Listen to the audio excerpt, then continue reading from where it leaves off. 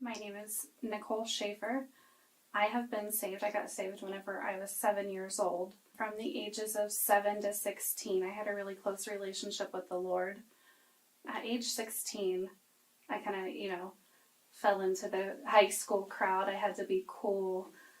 The popularity kind of got to me. So at the age of 20, when I got pregnant with my daughter, who is now 16, I came back to the Lord.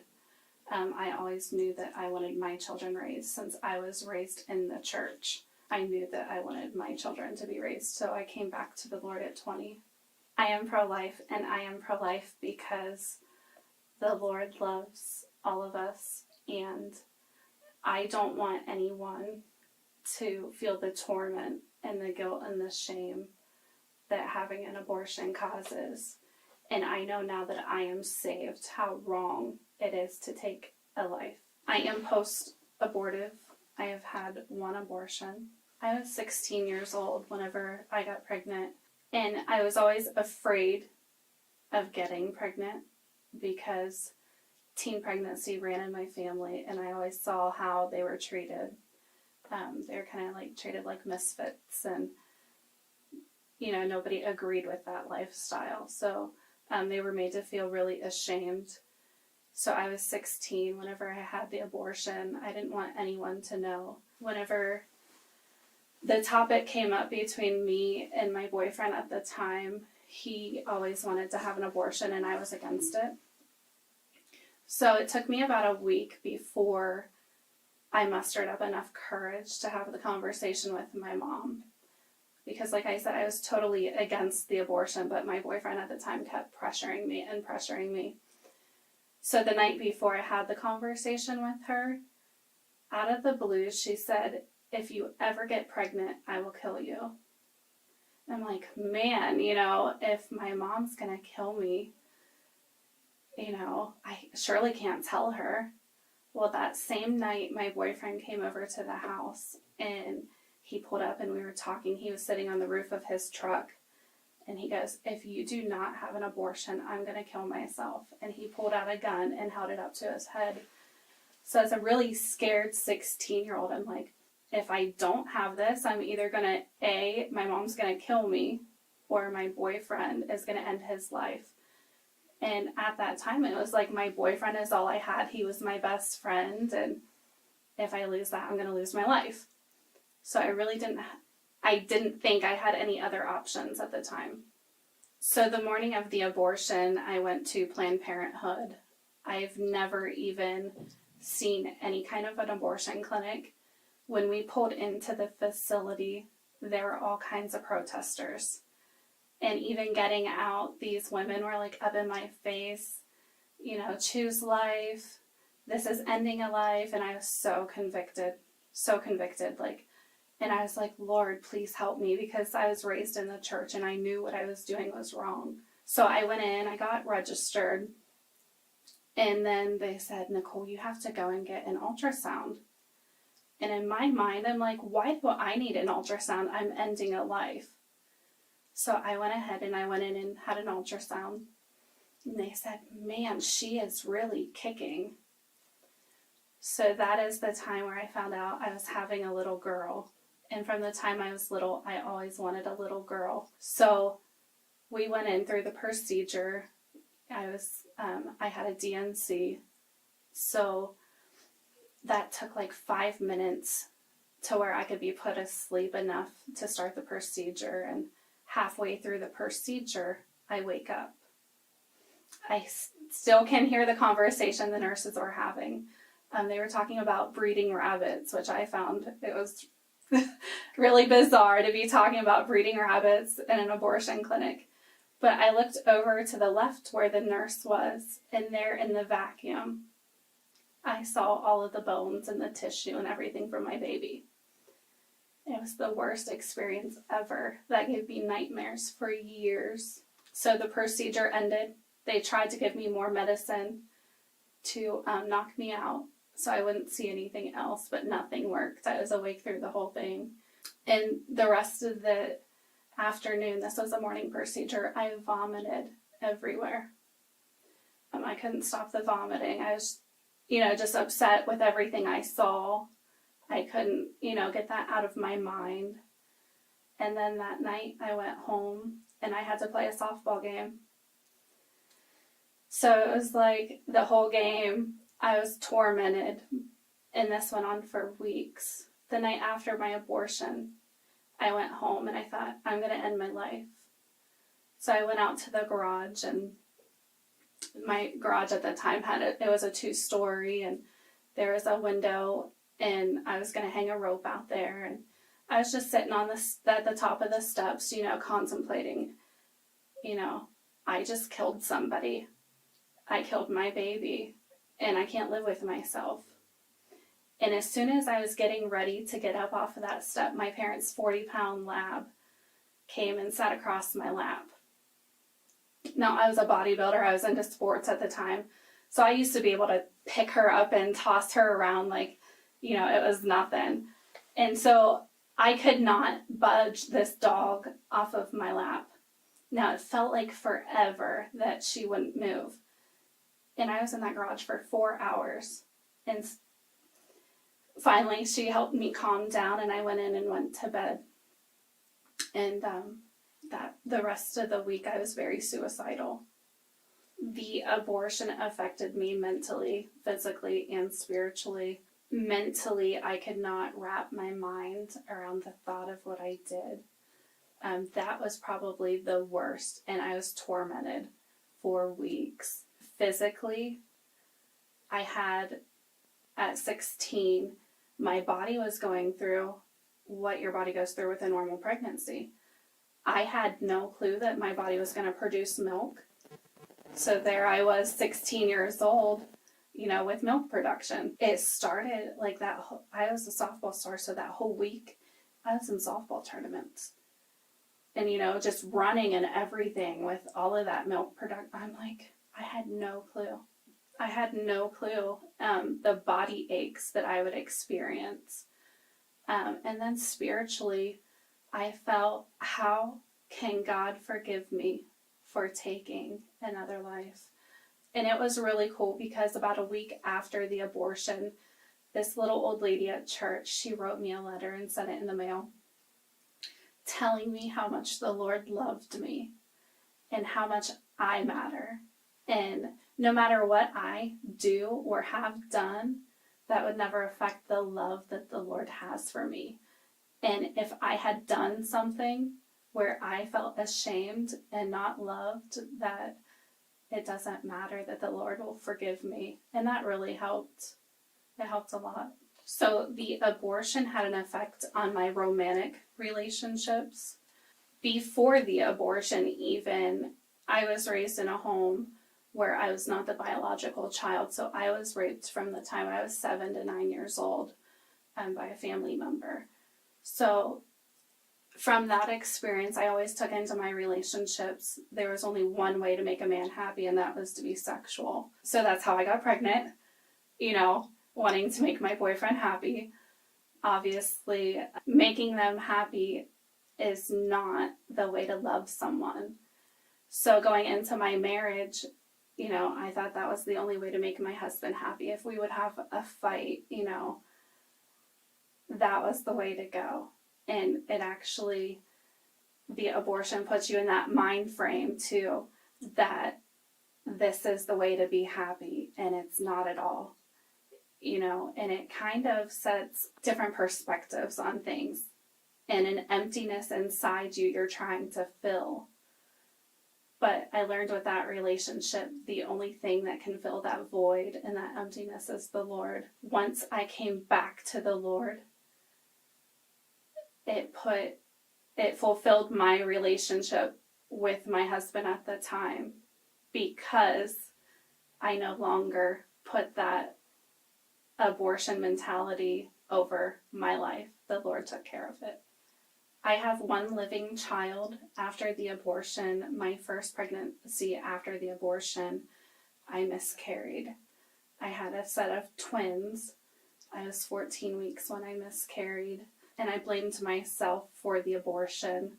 I was at work and I was actually going to the bathroom and I lost the one in the toilet. So I picked it up and I took it to the hospital. And they told me whenever I took it to the hospital that, oh, it's just a big bunch of cells. It's a cluster of cells, you know. In the medical field, unless you're so far along, they don't take into consideration that it is your baby. At 14 weeks, that clump of cells looked exactly like a baby, just the size of your hand. So I was dealing with that loss that day, and then I didn't even know I was pregnant with twins at the time. I was scheduled for my ultrasound the next week, and I actually ended up having a tubal. The second baby was in my tubes. So they told me I had to have a DNC to clean everything out. And when they said DNC, it brought everything back from the abortion, being cut open this time, and it left me with that scar. So not only did I have the loss of the abortion, I had the loss of my twins. So going forward, 9 months later, I got pregnant with my first living child. She is now 16, but she was born the day I turned 6 months pregnant. And she had a lot of medical issues that it caused. Being born at 6 months, she weighed a pound when she was born. And she's actually the second known case in America. She has a hemangioma intertwined with her larynx muscle, but that caused her to die 5 times. So her first year of life, dealing with the death of her dying 5 times, plus the death of my twins and the one I aborted, it really took a toll on my life in those 5 short years. My child in the cloud would be 20 years old this coming July. It was a girl, yes, and I gave her the name Alexis Elaine. There are certain events in life now that really make me think about my baby in heaven, especially around the month of the abortion every July. I think about it. Every time I smell flowers, there's roses on my table in the hospital room. So every time I smell a rose, I think about her. You know, I'm the type of person, I love people, and I very much feel that she would have been a people person like I am. And I actually have had dreams of her singing and leading worship, so I have a feeling that the Lord's using her to lead worship up in heaven. What I feel that was stolen from me, my family, and the world is that precious soul that was not able to be here with us. Like, the world needs these babies and my baby that is not here to help change lives. We all help change in lives in different ways. I just think of what my baby could have done to help others and just spread the love of the Lord. You were put here for a purpose, and my baby was put here for a purpose, and she was not able to live her life. But you are, and that loss of not being here, it's very hard. So whenever you think of what a person should be doing here when they're not here, it's just very hard. It's something most people don't think about. Looking back, I do regret the abortion. I wish I had more of a say, and I wish I would have had more of a backbone to stand up against my boyfriend and my mother.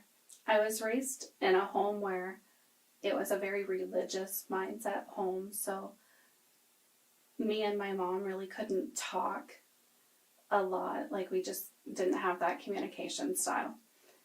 And looking back now, I really wish if I would have had better communication, I would have told her and I would have had my baby.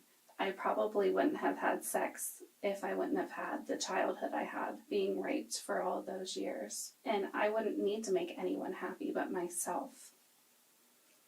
That's what I would say to myself. So the Lord has healed me completely since my abortion. It took about 12 years for me to heal. It took me coming out with the abuse I suffered as a child. And I remember going over to my friend's house because whenever I never told anyone about the abortion other than my boyfriend and my husband at the time. And that guilt and shame for 12 years was bottled up so much. I felt like I was going to explode. And so she started praying over me.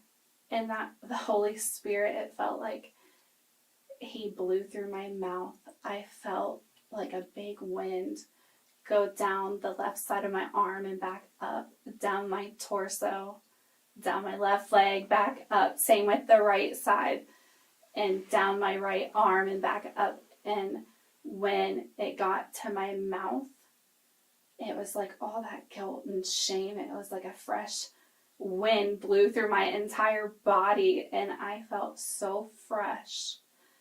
And that is the first time where I experienced the forgiveness of the Lord for all of that. And it was so freeing. And God is so good. If I could say anything to my child in heaven now, first I would tell her I loved her. And then I would tell her how deeply sorry I was that I robbed her life. That she didn't get to experience life with us. And whenever I get to heaven, I can't wait to experience the joys of having that child with me. I know she's here in spirit, and I actually, my friend has seen her in heaven and has told me what she looks like. And my friend relayed a message from her telling me how much she loved me, that she forgave me. So I'm very thankful that she has forgiven me. Now that I am fully forgiven, that I accept that forgiveness, and the Lord has forgiven me. It's just an honor to know that she has forgiven me. I think nowadays, the culture now, everyone thinks that abortion is a form, of contraceptive. And I want to tell you, if you are thinking about having an abortion, there's always another option. I don't want anyone to deal with the guilt and the shame and the condemnation that I went through. That child that you are carrying inside of you is a miracle and such a blessing. But the torment that you go through, that the enemy torments, if I wasn't saved, I definitely would have killed myself. I could not be this strong. But I am here today to tell you that it's okay, that the Lord loves you, and that baby inside of you loves you. And if you feel like you can't keep your baby, please choose life. And I want to speak life into you and let you know that you are worth it, and that baby is worth it, and the Lord loves you. The sadness is something it takes years to get over. Not only the torment, but the sadness. Even whenever I think about the abortion, that sadness comes back to me, because it is a loss that you never get to experience. As a mother, knowing that your child is not there with you, every time you think about it, it brings back all of the emotion. So the sadness is definitely very painful. It's a very painful experience. Sadness is a symptom that lingers for eternity. There are days and seasons and years that remind me of my baby, even the ones that I lost, especially birthdays, like the time of the year that I lost my babies, holidays, thinking at Christmas time, wow, I wish my baby was here with me experiencing these memories. Even different people in my family, my friends, wow, what an experience. My child, is missing out on meeting these incredible people. And then you just sit and think, I did this. It's just back to that sadness, the torment and shame that I took that away from a life that could have been here.